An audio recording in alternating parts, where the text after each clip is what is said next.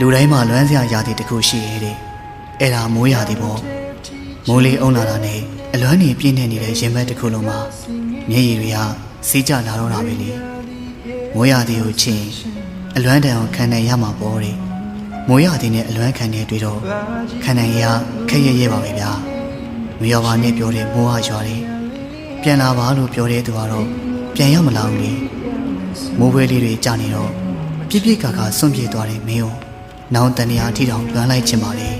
။အော်မိုးရေမင်းတော်ငုံနေပြီဆိုမှတော့ငါဝိတ်တွေကိုမင်းလည်းမြင်ရောပေါ့။ငယ်တော့မိုးရွာရင်မိုးရေချိုးမိတယ်။အခုတော့မိုးရွာရင်မင်းကိုနာမည်ဖြစ်နေပြီလေ။မိုးဆက်တရားမင်းကိုနာကျင်စေခဲ့တာမလို့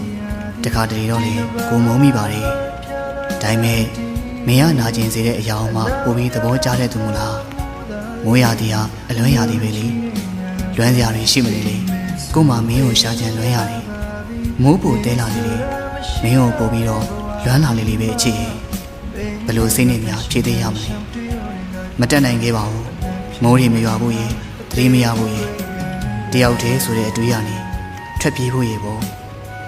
ဒီလူဘလောက်တောင်လွမ်းနေလေတိတိရဲ့နဲ့အလိုက်မတိရွာချတဲ့မိုးကြောင့်လေကျွန်တော်မှပို့ပြီးလွမ်းရပြန်နေဝတန်ရာသီမှာပြန်လာမယ်ဆိုတဲ့အမျိုးသမီးလေးအခုမိုးတွေရွာနေပြီဘာလို့များပြန်မလာသေးရလဲမင်းရှိတဲ့အရက်မှများမိုးခေါင်နေရောသလားကွယ်ပြန်မလာမှတော့မိုးကလည်းငိုကိုကလည်းပြိုပြီးဖို့အချစ်ဝတန်ရာသီနဲ့တူအေးဆက်သွားတဲ့မင်းရဲ့ဆက်ဆံရေးတွေကြောင့်ဒီနေ့မိုးကာလမနစ်ကထက်တောင်ကိုယ့်အတွက်ပို့ပြီးတော့အေးစေပါတယ်မပိုင်ဆိုင်ရာချင်းတွေကြားထဲမှာနေသားကြလာပြီဆိုတော့ဝေးသောရက်မှာခြေတံကစနှွေးပါစေခြေတံကစတာရပါစေနည်းနည်းတွေးလေးနေပြီးပါလို့မှားခြင်းနဲ့ဂရုစိုက်ပါချစ်တော်ပြန်လာခြင်းနဲ့ချမ်းလေးတော့ဖြစ်ပါဒီလိုမျိုးပဲလာရင်အသက်ရှူချလာတယ်ဒီတိုင်းဆက်သွားရင်သိနိုင်